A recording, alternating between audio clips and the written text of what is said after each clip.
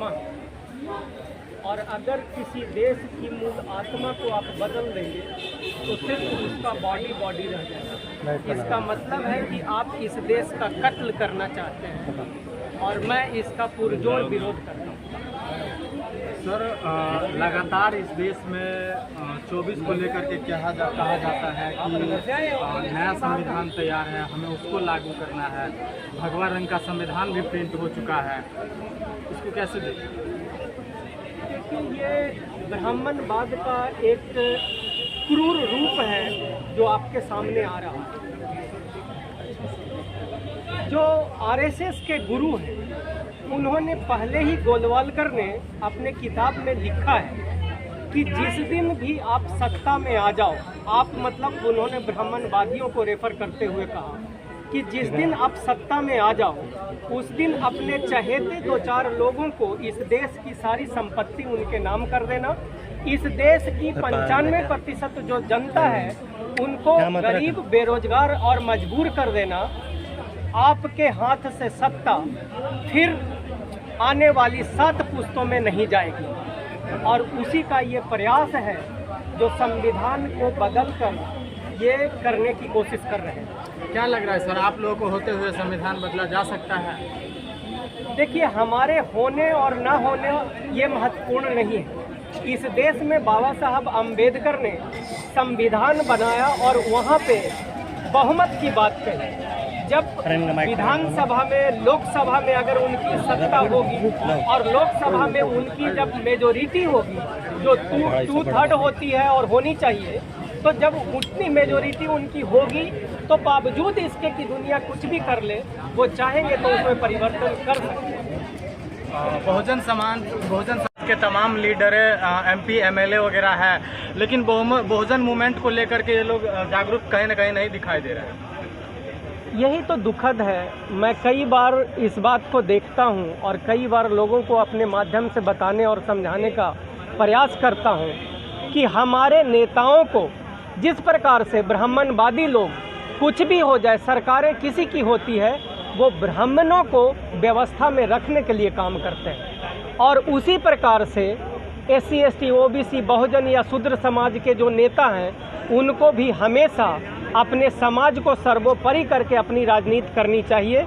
और जब ये करेंगे तभी यह संभव है कि हमारा समाज भी विकास कर सकता है। 131 सांसदों की खामोशी पर क्या कहना चाहेंगे?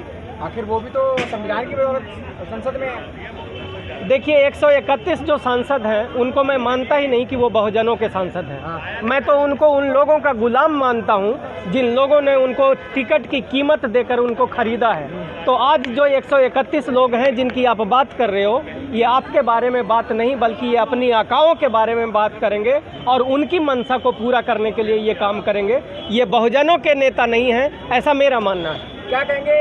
अभी तक ये आरोप लगाया जा रहा था कि जातिवाद वो फैलाता है जो अनपढ़ है, लेकिन एक फिजिक्स का प्रोफेसर वो ये कहता है कि अगर मैं चमार होता तो आराम से जूते पॉलिश कर रहा होता और मुझे पढ़ाना नहीं पड़ता। क्या इसको आप किस वे में ले रहे हैं? देखिए, मैं आपका सवाल अच्छा है, लेकिन मैं इसका जवाब नहीं देना चाहता हूँ।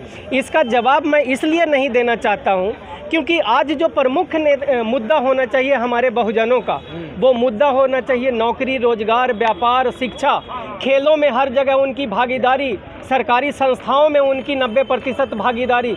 हम लोग किसी के मुद्दे को और उसके वक्तव्य को लेकर के उस पर चर्चा करते हैं मीडिया में, और जो हमारा मुख्य मुद्दा होता है वो कहीं ना कहीं दरकिनार होता है।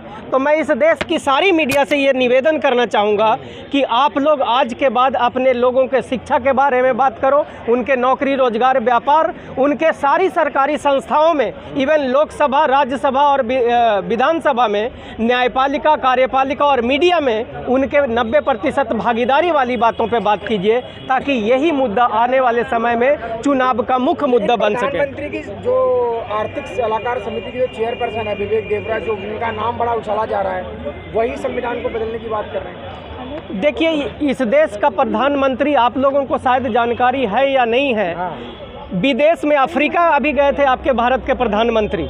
जब ये प्रधानमंत्री अफ्रीका गए तो इनको कोई भी बड़ा वहाँ का नेता रिसीव करने नहीं आया, और जब उनको रिसीव करने नहीं आया तो ये फ्लाइट में चुप होकर के बैठ गए और कहे कि हम फ्लाइट से नहीं उतरेंगे।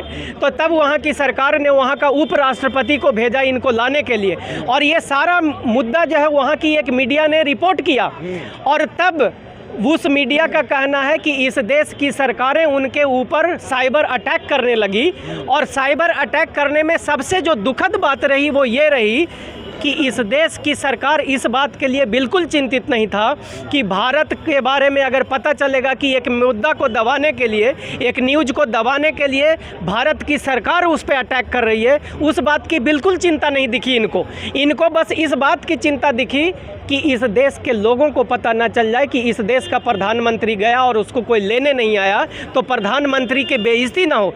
देश की बेइज्जती तो इन सरकारों को दिखती ही कहाँ है। अगर देश की बेइज्जती दिखी होती तो वो लोग कभी इस तरीके इस हद तक नहीं गिरते। इसीलिए मेरा तो मानना है कि आज जो इस देश में सरकारें चल रही है वो देश विरोधी और राष्ट्र विरोधी सरकारें हैं। बीजेपी के एक नेता है वो ये कह रहे हैं कि आप 2024 में वोट कहीं भी डालें जाएगा बीजेपी को। इसको आप किस, और बड़ी वीडियो काफ़ी वायरल हो रही है। मैंने तो कहा कि आज के तारीख में जो सरकारें इस देश में है वो राष्ट्र विरोधी और राष्ट्र हित में काम नहीं कर रही है, वो देश विरोधी है, और ये देश विरोधी लोग कुछ भी करेंगे, और मैं मान सकता हूँ कि ऐसा संभव हो सकता है क्योंकि ये देश विरोधी लोग हैं। तो सर इसमें कहीं ना कहीं विपक्षी को आप कमज़ोर होते हुए दिखाई नहीं दे रहा है। देखिए, विपक्षी तो जब ईवीएम को इन लोगों ने हैक कर लिया और ऐसी कई घटनाएं घटी जिसमें कि चुनाव आयोग ने, लोगों ने जब उससे सवाल पूछा उसका जवाब नहीं दिया, तो जब सारी संस्थाओं को ये सरकार जो एक ब्राह्मणवादी सरकार है और ब्राह्मणवादियों के विकास के लिए कार्य कर रही है, तो वो तो किसी भी हद तक गिर सकती है, और विपक्षी फिर कर भी क्या सकता है। राष्ट्रपति तो ऐसे आदिवासी समाज के हैं। देखिए, राष्ट्रपति बहुत ही सम्मानीय पद है, इसीलिए मैं बहुत बड़ा कटाक्ष नहीं करना चाहूँगा, लेकिन मैं इतना ज़रूर कहूँगा कि राष्ट्रपति जो एक डर लगता है, नहीं, पद से डर नहीं, उस पद की गरिमा से डर लगता है। इस भारत का जो सर्वप्रथम नागरिक है वो राष्ट्रपति कहा जाता है। और लेकिन मैं इस बात का दुख जरूर व्यक्त करूंगा कि जिस देश में आदिवासी राष्ट्रपति के होते हुए भी आदिवासी महिलाओं को नग्न करके घुमाया जाए, तो ये बड़ा ही शर्मनाक है।